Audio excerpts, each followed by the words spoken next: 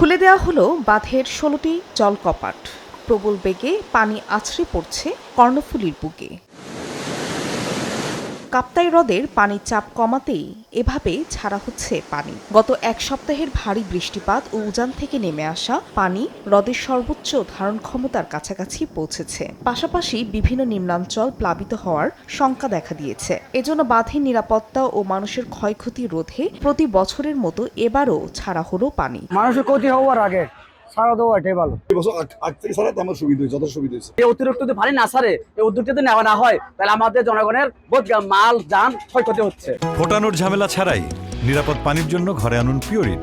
Call করুন 16627।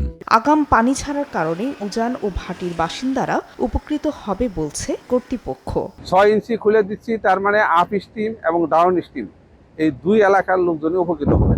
তাদের কষ্টের কথা চিন্তা করে আমি আর্লিতে স্প্লে অপারেট করছি। কাপ্তাই পানি বিদ্যুৎ কেন্দ্রের তথ্য মতে প্রতি সেকেন্ডে ৯,০০০ কিউসেক পানি নিষ্কাশন করা হচ্ছে। এছাড়াও ৫টি ইউনিটে বিদ্যুৎ উৎপাদনের জন্য ছাড়া হচ্ছে ৯০,০০০ কিউসেক পানি।